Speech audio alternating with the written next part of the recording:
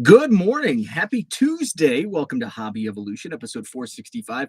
A few minutes late, partly my fault, partly my coffee maker's fault. So essentially, it's all my fault. So I was waiting for some of my coffee to brew. Ken, what's up? With us early. Jenny, good morning.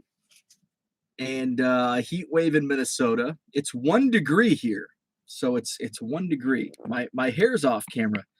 When my when I need to adjust my camera to account for all of my hair, I think it's time to hit up Great Clips today. What's up, Herman? Herman, congratulations, national champion Georgia Bulldogs. I did not watch. I actually flipped it on for maybe 30 seconds. I had planned on it, and here's my thing.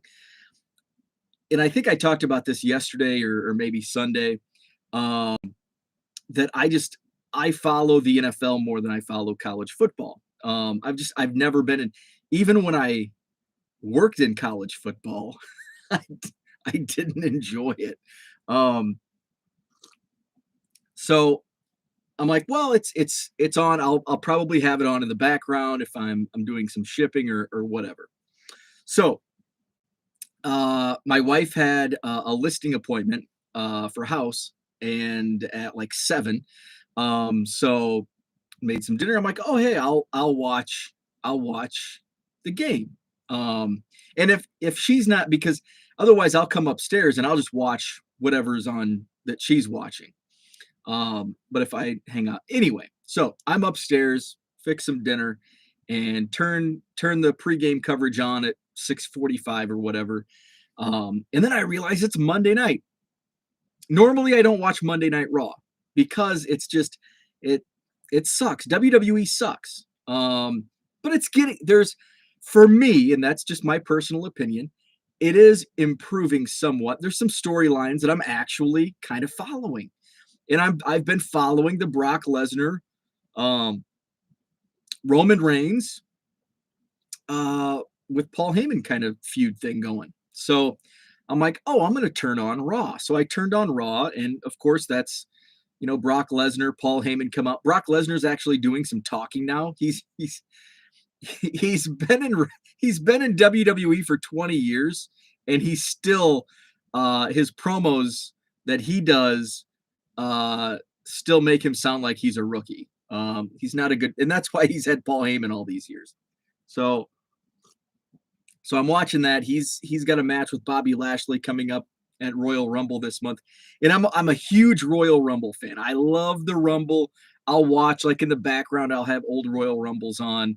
So January I kind of get back into wrestling, and it's WrestleMania season and all that. So I ended up watching like wrestling the whole night. It went to even through commercials. I was listing some cards on the couch, and I just let the commercials roll through. But I did flip it over briefly, probably first quarter. It was 3-0. I don't even know which team was winning.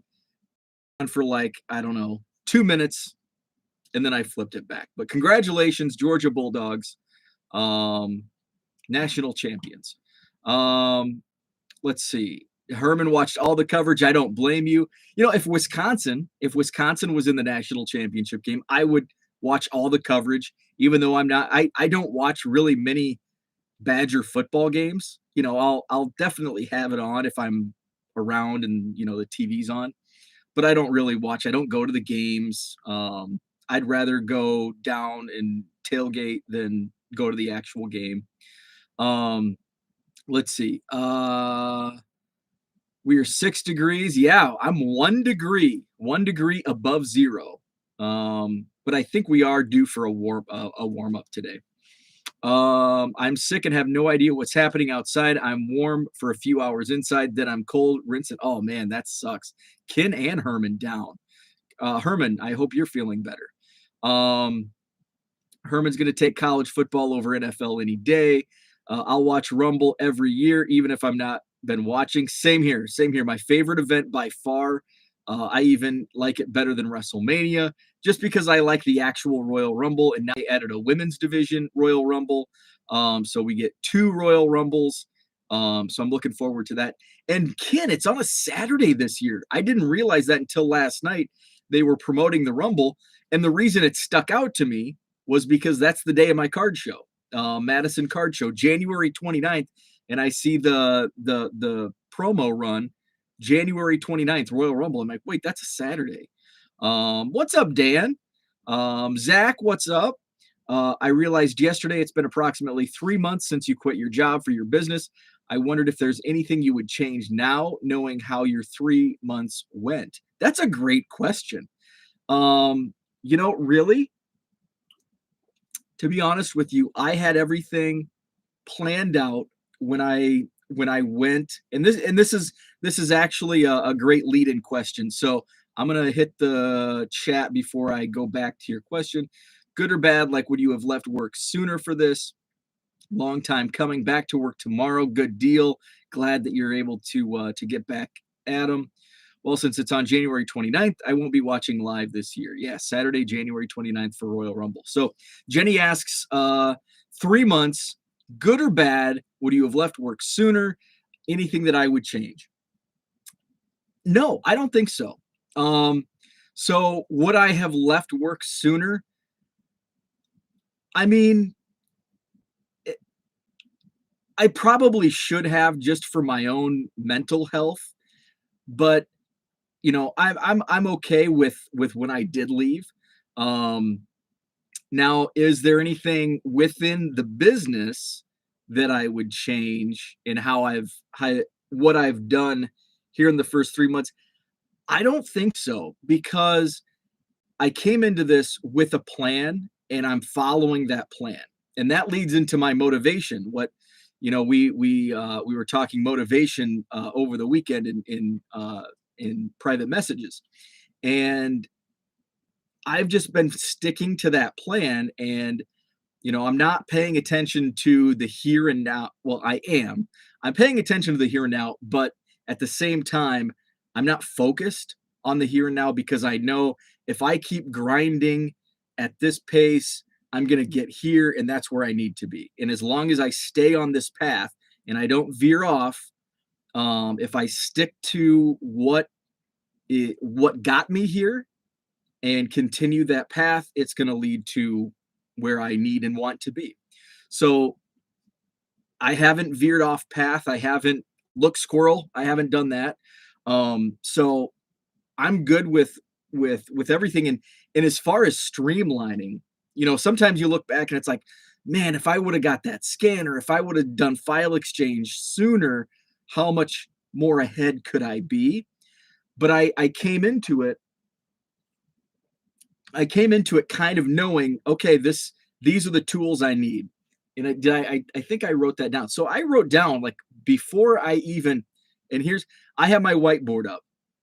I have my whiteboard, and this was before I even planned to go full time. And I've kind of left it all on my whiteboard just as kind of a memento, just to look. And I had a goal in mind for fourth quarter of 2021. And not only did I spell out the goals, and this, here we go into SMART goals. I had, not only did I have the goal, if you're tasked with your annual goals at work, at your job, yeah, you can take these goals and show your boss, and what's your boss going to say? Well, how are you going to get here? So my goal was spelled out. This is what I need, and this is what I need to do. How am I going to get there? Because it's just not going to magically happen. If you're not hitting that goal now, and if you continue doing the same thing over and over, what's that saying? That's the definition of insanity. So everything was spelled out. So I knew the path to get there for that particular goal. So I followed that path. I didn't quite get there because I wanted to have, I think, 6,000 listings by October 1st. I didn't quite get there because I had a full-time job and I was doing other things, and I didn't have the scanner. I didn't have the cards really in any order of, okay, this is what I'm going to list. And it's kind of one of those things where I'm getting to the point where head. Like I know what I'm going. I think that's something that has helped me in these previous 3 months where early on it was like that first. I remember the first day, like I didn't know which way was up. My first day, I actually had some random appointments.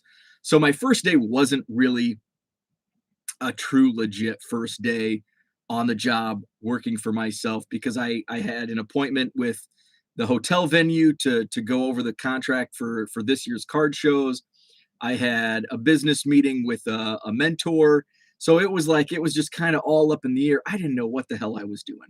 But then Monday, I tackled it. And Monday, 30 minutes into the first full day of going full time, I realized it's taking forever. I need to streamline even more.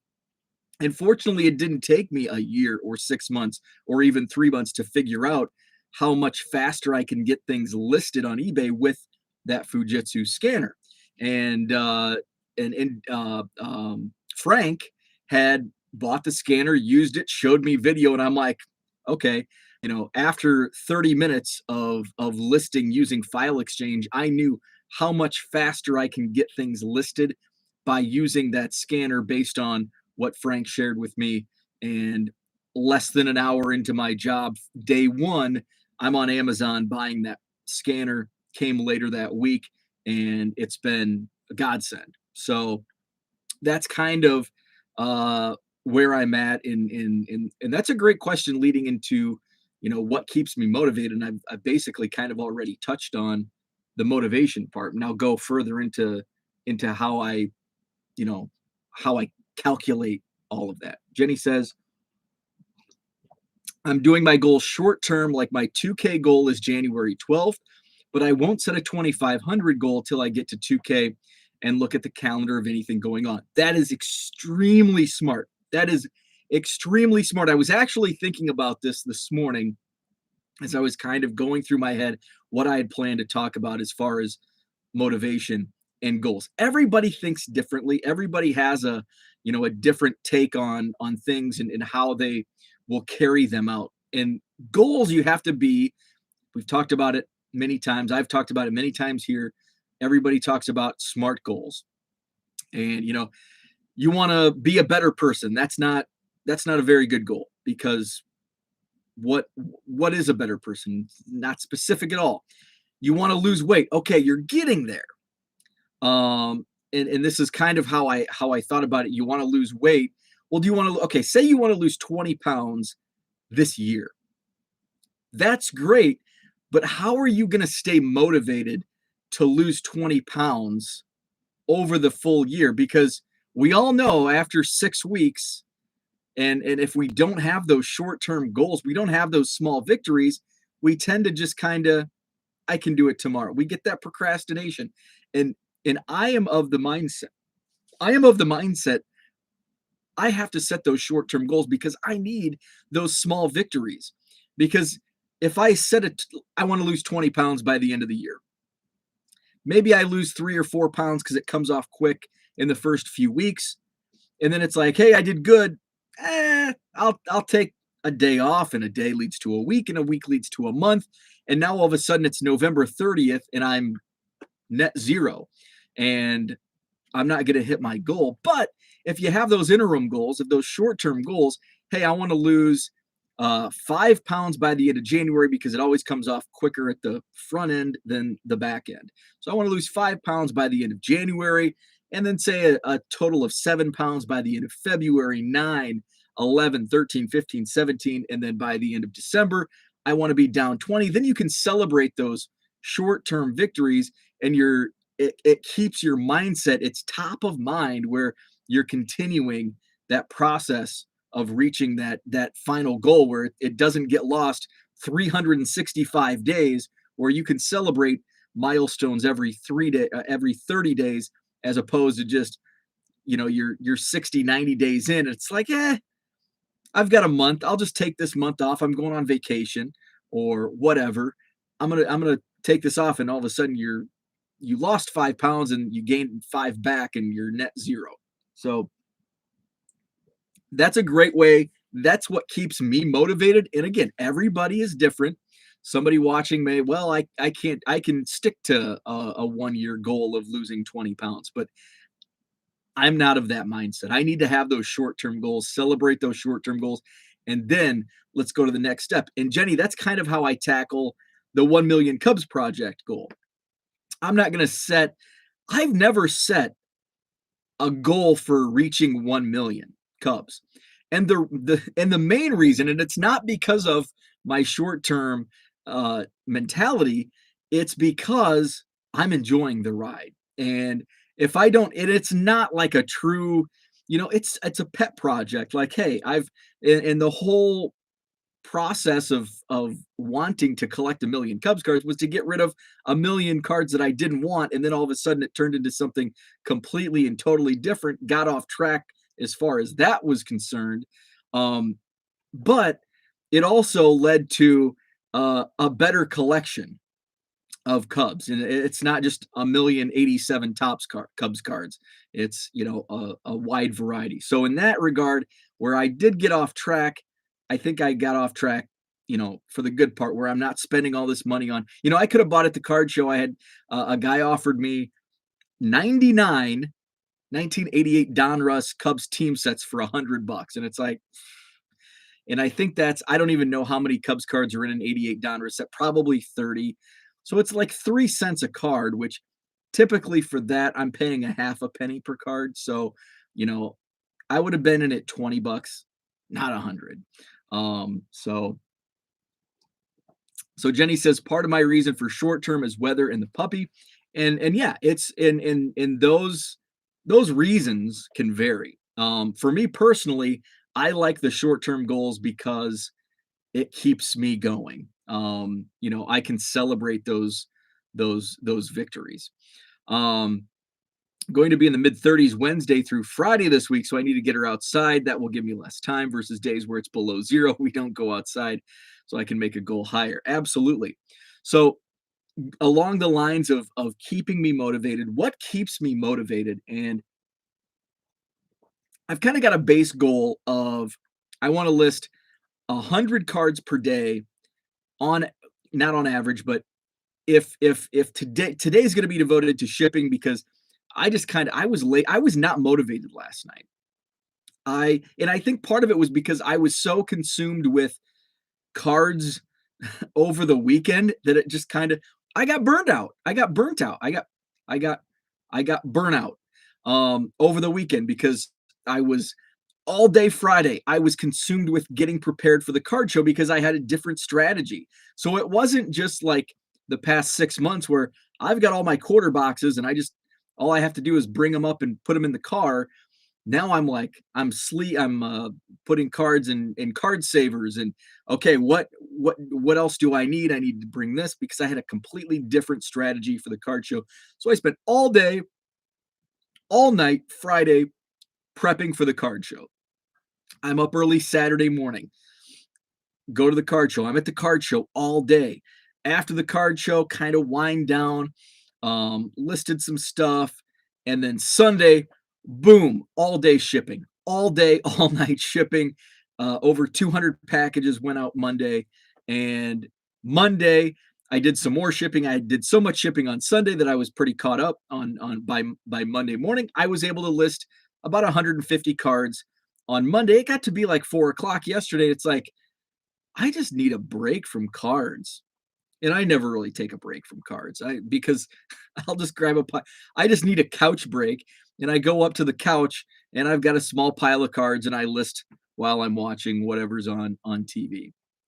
So burnout is real. Got to take them breaks when needed. So last night, all of the cards that I sold on eBay throughout Monday and Monday night and now overnight, now I've got to go back to shipping.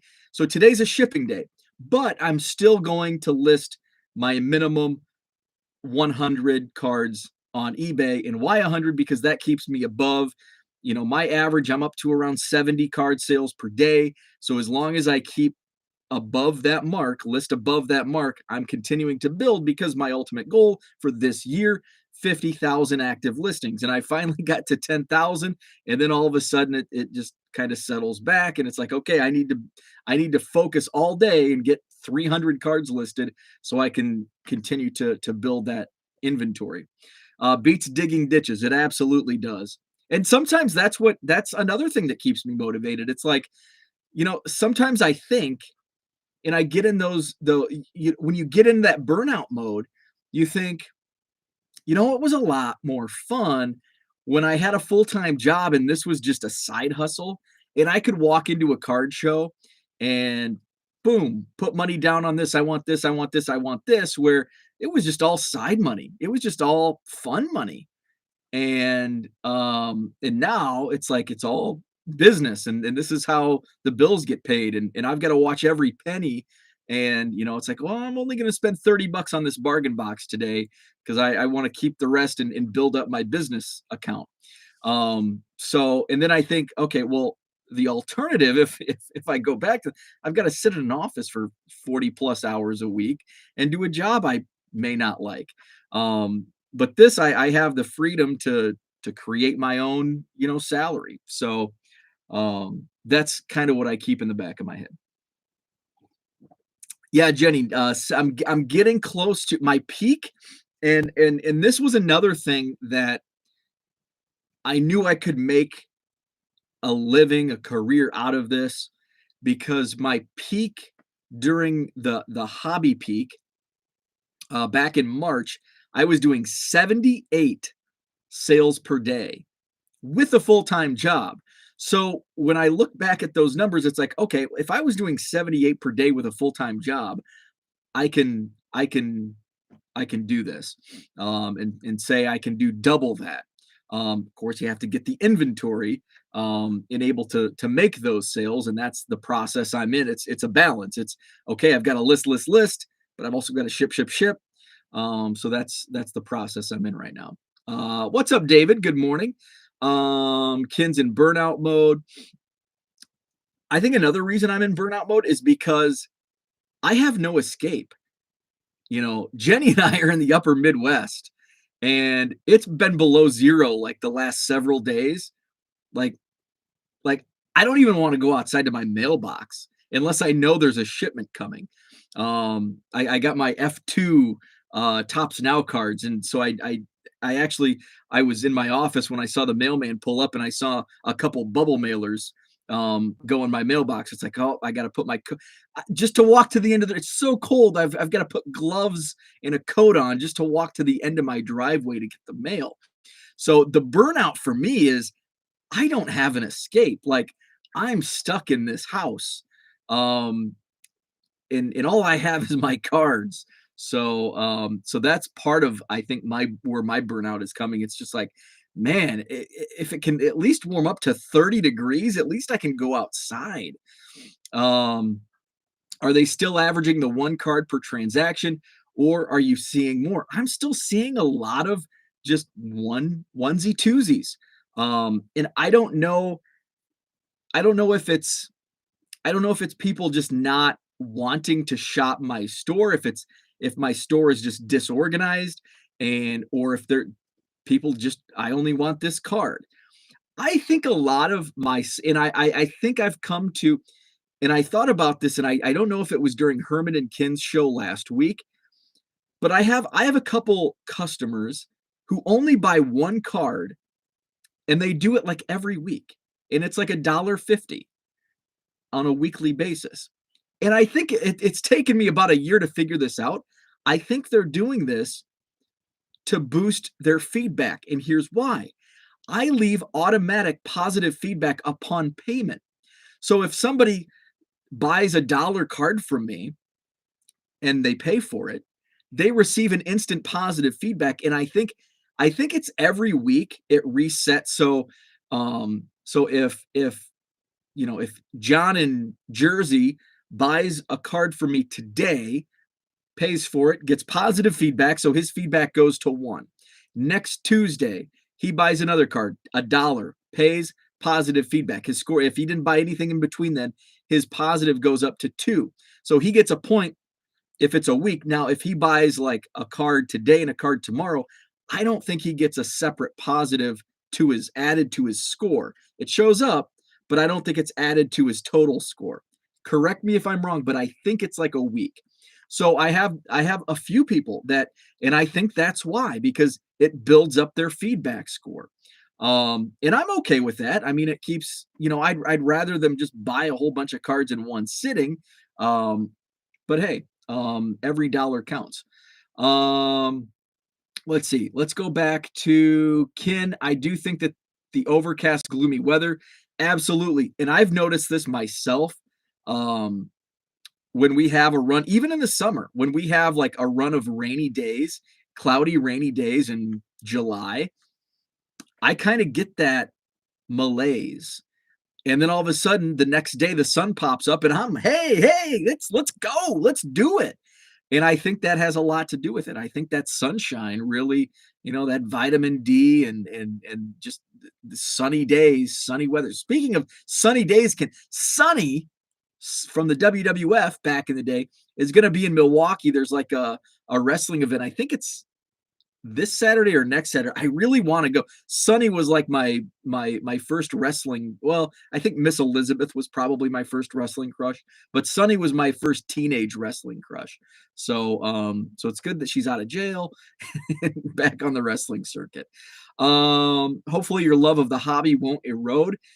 That's a fear. And that's a great point. Like, it's already a job. Like it is a job. Like you look, if you're not doing this and you're like, oh man, that's the dream, selling cards full time. And it was the dream 6 months ago. Oh man, I want to do this.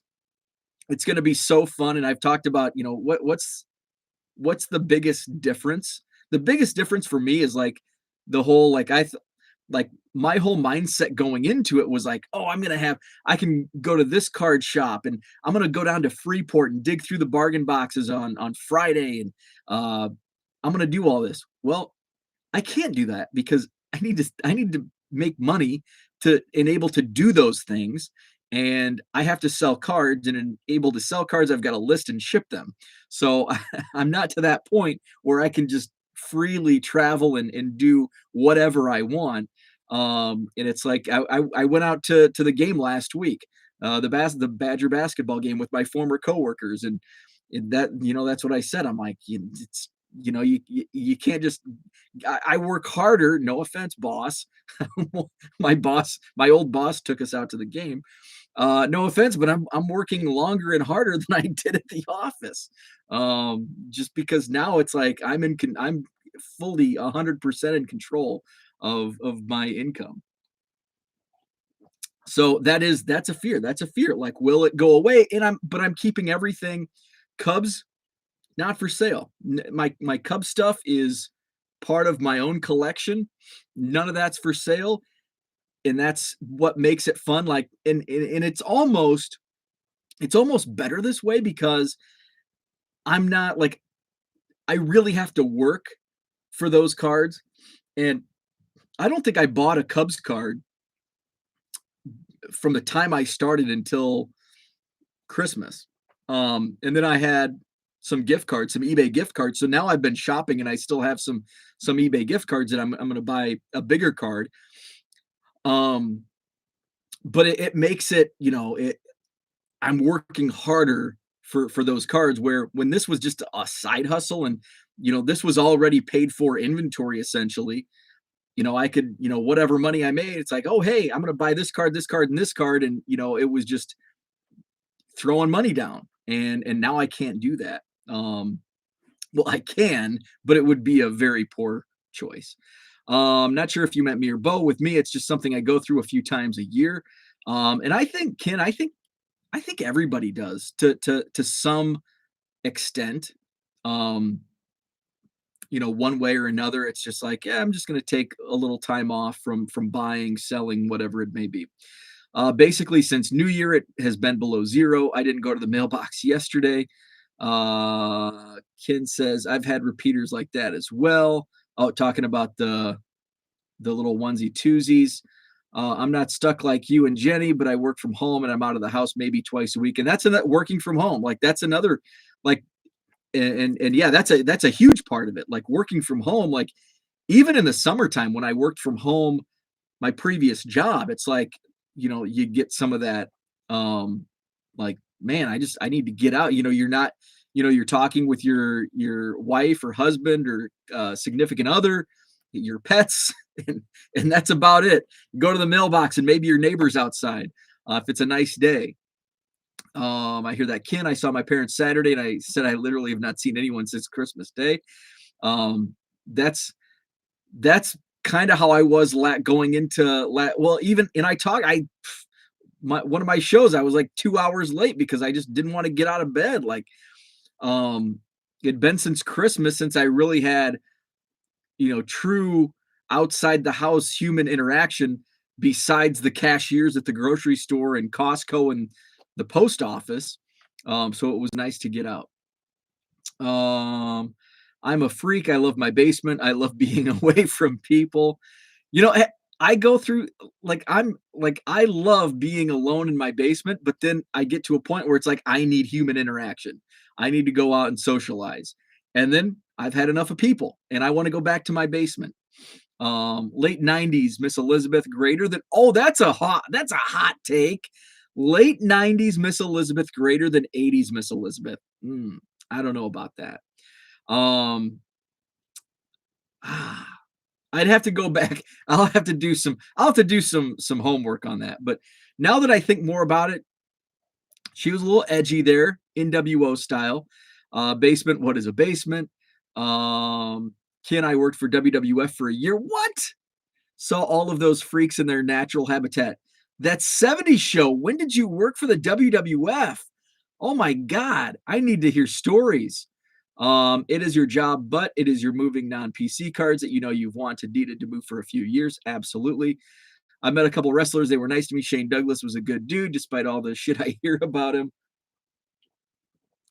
I don't know if I've ever met any wrestlers. I'm trying to think if I've ever like CM Punk. I met CM Punk. He was a celebrity bartender at one of Kerry Wood's fundraisers. Um, I ironically CM Punk bartender. How ironic is that? Straight Edge Society CM Punk. I got a beer from CM Punk. I think he's the only wrestler I've really actually one-on-one met. I also think part of my motivation loss was early making the extra money. I was picking up cards I wanted, but now I've picked up most of those and I need money feeling isn't there. Absolutely. Did they ever make a Bartman card? Absolutely not. 92. So that was a great era. I was a roadie for 10 years. WWF was a part I don't mention much. Oh my God. I totally want to. Oh man. 1992. So that was a great that was in between my fandom because I was a little Hulkamaniac, the late 80s, into 92. And then 92, Hogan was doing his thing with whatever movie, Mr. Mom and all that stuff. So he wasn't around, but Ric Flair came in to the WWF at that time. Um, who else? We had some big debuts in 92. Razor Ramon, Scott Hall came in 92. 92 was kind of like that. 92 was an interesting year in the WWF. Papa Shango, yeah, aka Kama, aka the Godfather, Jake the Snake Roberts, Ultimate Warrior, um, the Undertaker. Yep. So 92 was that interesting year in the WWF because it was the what's the end of an era called? The Swan Song, kind of Hulk Hogan's Swan Song, because he would leave a year later in 93. It was kind of the end of that, kind of like that.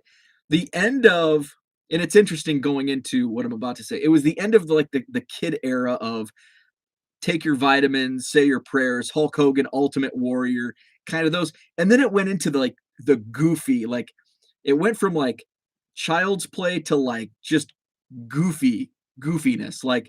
Then we go into all of these characters like TL Hopper and Freddie Joe Floyd and who else with just the Body Donnas, Skip and Sonny, and some of those really radical Duke the Dumpster Drosy, some of those characters. I'm there with losing eBay motivation because I kind of picked up most of the cards I would like the past 3 years. I never stopped collecting cards since childhood, but I did stop watching wrestling from 91 until 97. Cartoonish is what I hear a lot of people call it. It was definitely, and but it was more than cartoonish because I consider the 80s Hogan era, I consider that cartoonish. And maybe because there was actually a cartoon like Hulk Hogan and Friends.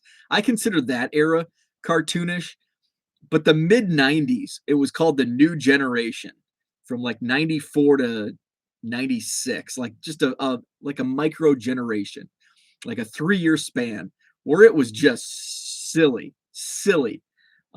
Because they had Garbage Men, Doink the Clown, like just all of these weird characters, which I love. I love those weird characters. So, anyway, let's talk motivation. So, I'm already 35 minutes in. I didn't think I would go past 20 minutes today.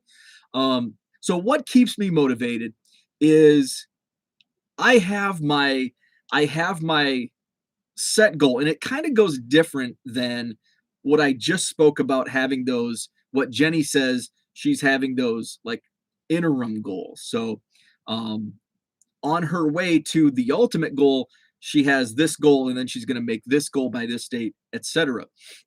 So I have my goal of listing 50,000 cards. So this is how I all base it around. I have my goal of 50,000 cards listed, active listings on eBay. So, and I use in the eBay app, and I'll just get on the eBay app now, and I use the 90-day totals within the eBay app. And I hope they don't change this because I use this daily just to calculate my progress. And I track it on a spreadsheet. And it has all the calculations out so I can just plug the numbers in and see where I'm at. So my goal is technically by October 15th, my goal 50,000 active listings. For my annual goals, I'm giving myself the extra 3 months for the end of the year. But I'd like to get there by my 1 year anniversary of the business, which is technically October 1st is when the business went full bore, but I didn't go full time until October 15th. So I have my spreadsheet. The numbers I plug in are my 90-day total dollar sales. I plug in my sold listings over the last 90 days, and then my active listings, my current active listings. So, and then my formulas, I take my total sales divided by items sold over the last 90 days. That gives me my daily, or that gives my my average transaction. So X amount, X dollars is my average transaction over the last 90 days. Of course, and this varies throughout the day. So I can do it. I can run these numbers now, and it's going to be different than what it's going to be in 20 minutes. And so I don't do the same. I try to do the same time every day just to get a more accurate snapshot. But anytime during the day, like usually I try to do it in the afternoon, early afternoon, but at some point I'll run these numbers. So, so that gets me my average transaction cost. Then I take my total numbers sold divided by 90, and that gives you your daily average. That's how many items you're selling on a daily basis. Then I take that number, so say it's 70, and I take 70 divided by 10,000 active listings, and that gives you the percent of your daily inventory turnover. So I'll take that number, and so say it's, and mine's been running about 0.7%. So I'm moving 0.7% of my total inventory on a daily basis. And the reason why I track this every day is to see, okay, is there a mass amount of change? And so that's if I add like 500 listings and none sell, that's gonna skew the numbers a bit. But if I go a few days without listing a big amount, that number is gonna rise. So it could go from 0.64 to 0.68, just depending. So I keep, that's why I keep my I track it every day just to see where I'm pacing and all of that stuff. So, and then I'll take so then it goes so that's my so 0.67% is what my yesterday's update was. So then I'll take that number, that percent, and I'll multiply by 50,000 because that's my goal. That's my goal for active listings, 50,000. So I'll take the percent, 0.6% times 50,000, and that gives you a number of how many items you would sell in a day with 50,000 listings at your 90-day running totals. And so that's what keeps me motivated. And then I can use that and I can extrapolate that times what my daily or what my average transaction money is. And like, oh, hey, this is what I can make. If I hit 50,000 and I continue selling X amount at X amount, this is going to be my total in sales. That's what keeps me going and tracking those. I'm a numbers guy, so numbers motivate me. And so that's what keeps me motivated is, not like focusing on, I only sold this much today. That sucks. I'm in a slump. eBay sales are down. But if I look at the big picture, hey, if I keep adding, the more I add, the more I sell. And if I get to my goal, this is what I'm going to sell. That's what keeps me motivated. Everybody's different. Zach, thank you for watching. You have a great day as well. Jenny says, my funny motivator is that I will be able to open both doors to the closet by the end of the year. I currently have 15 4-row boxes blocking one door. I've actually thought about throwing cards away, and hear me out. I've talked about this. And David, I'm going to get to your point here in a moment. Currently have 15 4-row boxes blocking. So I've actually thought about throwing some cards away, and I've talked about this. I have like 200,000 Oklahoma Sooners upper deck football cards from like 2012 or 13 or whenever they came out. And I at around Christmas time a few years ago, like I would sell the boxes, like I'd sell a flat rate box for like $25, and it's, after crunching, okay, it cost me X amount, X amount, X amount. It's like a $5, and I have to take them out of the boxes they're in to put them in a flat rate box. So I'm spending like 30 minutes and I'm making $5. That's $10 an hour. Not worth the time. So now it's like nobody wants them. For a long time, I was posting them on Twitter. Hey, I've got these. So I think they're going to go in the recycle bin. Not all of them, but a large amount. A lot of them are stuck together because they're upper deck from the mid 2000s. So David brings up an excellent point. And so if you continue that 0.7% rate, you would have a tough time fulfilling orders at 50,000 listings. You are absolutely correct. So that's going to be an issue that I run into. And it's in my wife and I have sat down and talked about this. If I get to that point, if the sales continue the way they are, if I get to that point, I'm going to have to hire part-time help for shipping. So that is definitely something that when I extrapolated those numbers out, I knew that, okay, I don't think I can fulfill 300 orders per day, 300 plus orders per day. And also, can I actually get to 50,000 active listings on my way up? Because not only do I have to list and get 50,000 active listings, at the same time, my daily sales are going to go from 70 to 75 to 80. And the more I get up, the more I, rise in listings, the more I sell, the more I'm going to have to ship. So is 50,000 an attainable goal? It might not be. I may have to settle at 30,000. So, and then when I get there, and then at the 1 year mark, I'm not making any changes. I'm not altering my strategy. I'm following the path as long as I can. If it gets to a point this summer where I'm, underneath and I'm trying to keep my head above water, then I'm going to have to you know, adjust the strategy. But at this point, going to continue moving on that path. When I get to the 1 year point, part-time shipping is definitely, because once I get to that point, I'll be making enough money that I can afford to hire a part-time assistant. So yes, that's a great point that David brings up. Donate to your local schools. They may use as prizes. I don't think anybody wants.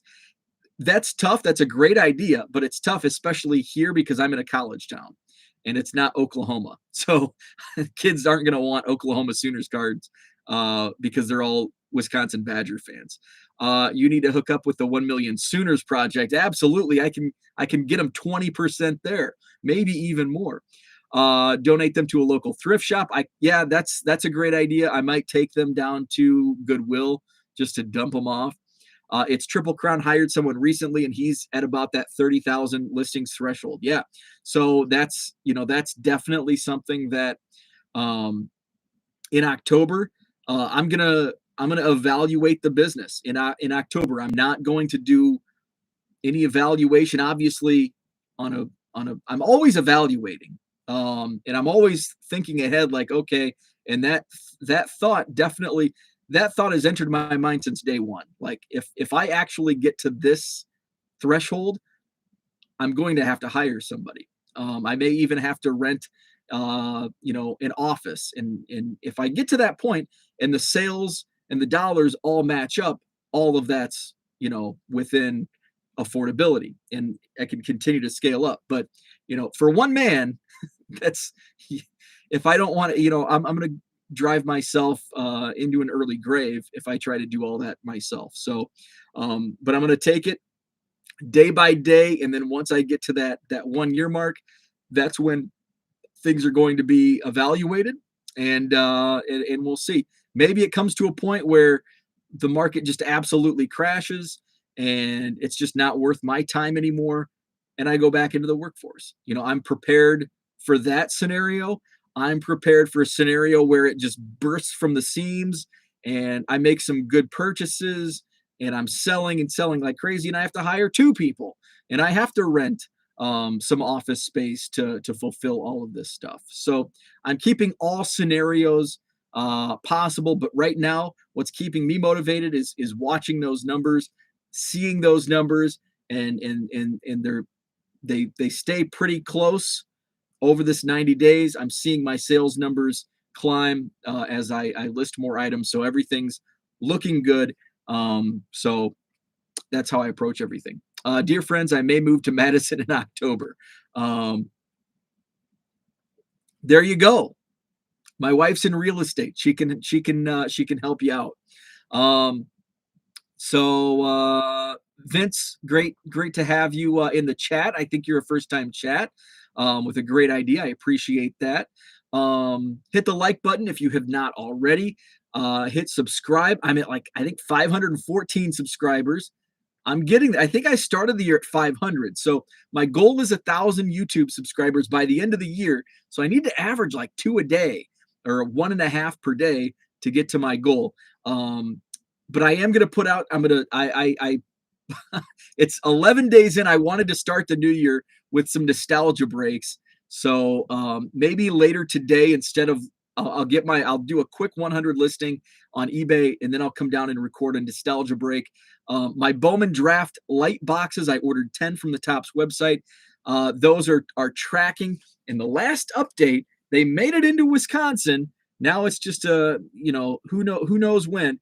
FedEx did update saying it's going to be delivered. Oh, wrong email. It's going to be delivered tomorrow.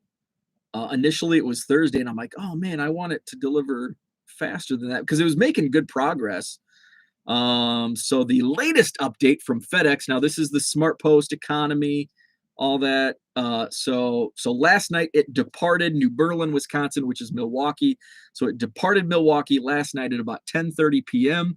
And then at 11 p.m. shipment information sent to the U.S. Post Office. So it's probably on its way to Madison today, and then it'll go to the sorting facility here in Madison. Then it will get dispersed to the Verona Post Office, which is my local post office, and then It'll be on a truck for delivery.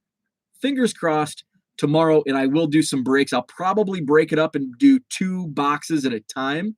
And I don't know. It kind of depends how my breaks go. I may open all 10.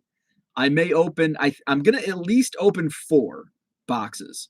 I may go 6, and I may just say, hell with it. Let's open them all.